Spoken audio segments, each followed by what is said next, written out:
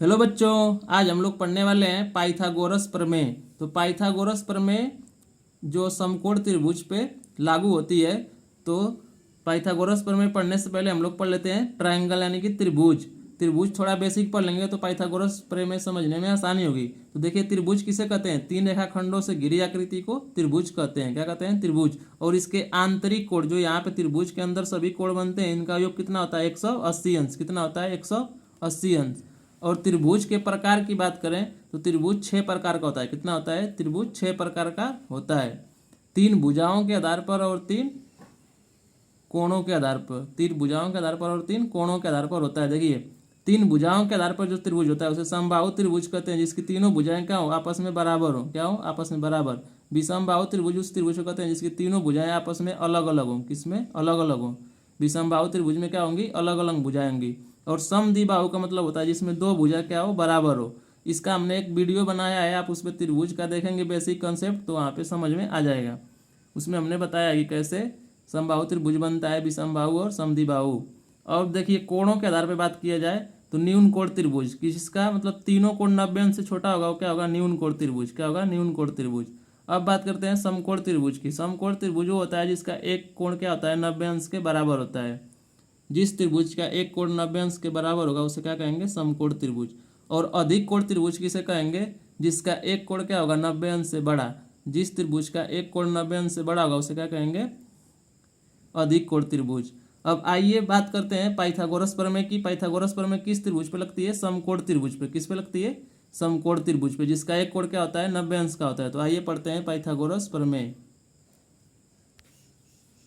तो बच्चों आइए देखते हैं पाइथागोरस प्रमेय। पाइथागोरस प्रमेय किसे कहते हैं? पाइथागोरस एक महान गणितज्ञ थे जिन्होंने समकोण त्रिभुज पर एक थ्योरम दिया, प्रमेय दिया, जिसे क्या कहते हैं? पाइथागोरस प्रमेय कहते हैं।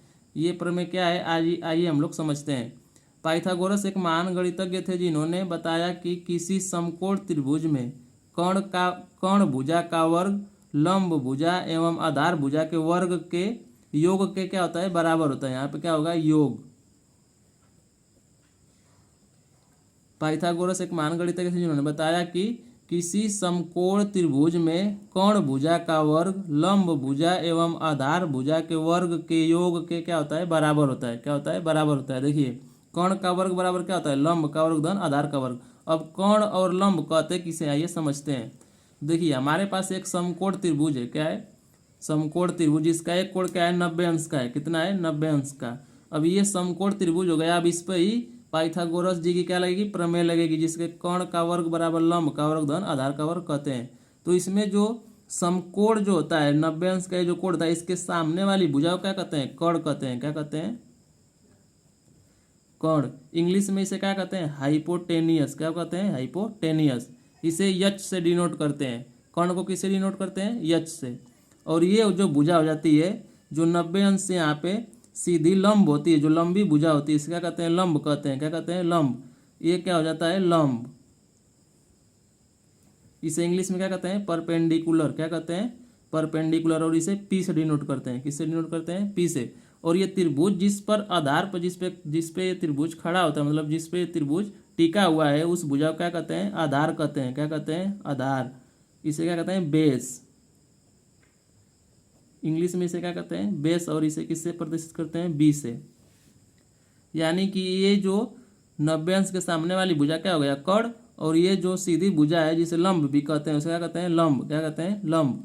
और ये जो है बीच जो नीचे है, ये क्या है? आधार। क्या है? आधार। इसे क्या कहते हैं? बेस कहते हैं। क्या कहते हैं? बेस। अब जो पाइथागोरस थे उन्होंने बताया कि जब हम कर्ण का वर्ग करेंगे, क्या करेंगे? हाइपोटेनियस का क्या करेंगे? वर्ग करेंगे, तो लंब और आधार के वर्ग के योग के बराबर होगा। लंब का वर्ग धन आधार का योग करेंगे, आधार का वर्ग करेंगे तो इस क्या होगा? बराबर होगा। कर्ण का वर्ग बराबर क्या होगा? लंब का वर्ग धन आधार का वर्ग। तो आइए इस पे एक क्वेश्चन करके देख लेते हैं। देखिए, यहाँ पे एक क्वेश्चन दिया है कि एक समकोण त्रिभुज में ए बी बराबर 4 सेंटीमीटर तथा बी सी बराबर 3 सेंटीमीटर है, तो ए सी का मान ज्ञात कीजिए। तो आइए एक समकोण त्रिभुज बनाते हैं। ये हमारा क्या हो गया? एक समकोण त्रिभुज हो गया। और ये क्या हो गया? 90 अंश की भुजा हो, 90 अंश का कोण हो गया। यहाँ पे लिख दिए ए बी और सी। तो देखिए इसमें क्या दिया है, ए बी बराबर 4 सेंटीमीटर। ये जो ए बी है जो लंब है वो क्या दिया है, 4 सेंटीमीटर। क्या दिया है, 4 सेंटीमीटर लंब।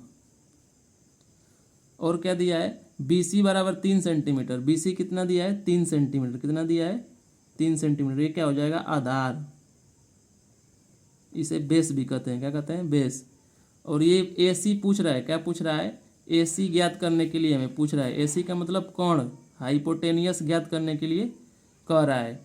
तो पाइथागोरस प्रमेय के अनुसार क्या होता है, कोण का वर्ग बराबर लंब का वर्ग धन आधार का वर्ग।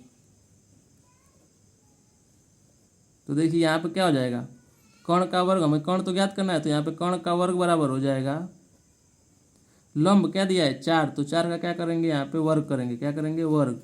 और आधार कितना दिया है 3, तो यहाँ पे 3 का क्या करेंगे, वर्ग करेंगे। तो बराबर क्या हो जाएगा, 4 का वर्ग करेंगे तो 16 हो जाएगा, और 3 का वर्ग करेंगे तो 9, 3 तिली के 9।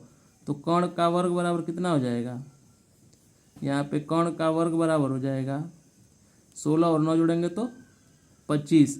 तो कोण बराबर क्या हो जाएगा, कोण बराबर हो जाएगा √25 हो जाएगा। क्या हो जाएगा, करणी में 25 हो जाएगा। क्या हो जाएगा, करणी में 25। और 25 को जब बाहर निकालेंगे तो 5 हो जाएगा। क्या हो जाएगा, 5। यहाँ 5 गुणते 5 कर लेंगे, और करणी में से दो संख्या अगर रहती है समान संख्याएं तो एक बाहर आ जाती है, तो कितना हो जाएगा, 5 सेंटीमीटर। यानी कि कोण बराबर कितना हो जाएगा, 5 सेंटीमीटर। तो यहाँ पे कोण का मान कितना हो गया, 5 सेंटीमीटर। कितना हो गया, 5 सेंटीमीटर। तो इस तरह से यदि आपको कोण का मान भी दिया रहेगा तो आप लंब का मान भी ज्ञात कर सकते हैं।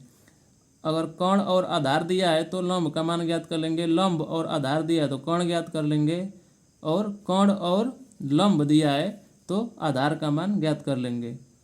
तो यही पाइथागोरस प्रमेय है, जिसपे कोण का वर्ग बराबर होता है लंब का वर्ग धन आधार का वर्ग। अब आइए एक क्वेश्चन और करते हैं। देखिए यहाँ दिया है कि एक समकोण त्रिभुज में कोण का मान 10 सेंटीमीटर है। कितना है, कोण का मान 10 सेंटीमीटर तथा लंब का मान 8 सेंटीमीटर हो तो आधार का मान ज्ञात कीजिए। तो यहाँ पे एक देखिए हम लोग समकोण त्रिभुज बना लेते हैं।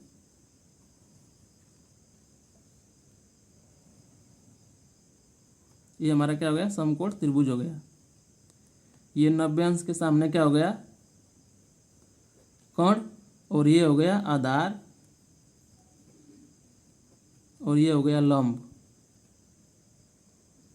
तो देखिए इसको ए बी सी से डिनोट कर देते हैं, त्रिभुज ए बी सी।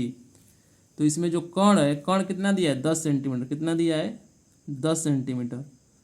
आधार का मान पूछ रहा है, लंब कितना दिया है, 8 सेंटीमीटर। तो निकालिए, कोण का वर्ग बराबर क्या होता है, पाइथागोरस प्रमेय यही कहती है, कोण का वर्ग बराबर लंब का वर्ग धन आधार का वर्ग। तो कोण का वर्ग क्या है, यहाँ कोण की जगह पर क्या रखेंगे, 10। क्या रखेंगे, 10। तो 10 का क्या हो जाएगा, वर्ग हो जाएगा। और लंब का वर्ग कितना है, 8। तो यहाँ पे 8 का वर्ग हो जाएगा। और यहाँ आधार ज्ञात है, क्या ज्ञात है, आधार। तो इसी तरह लिख देंगे। अब देखिए 10 का स्क्वायर करेंगे, 10 का वर्ग करेंगे, कितना हो जाएगा, 10 गुणते 10 यानी कि 100। और 8 का करेंगे कितना हो जाएगा, 64। 8 गुणते 8,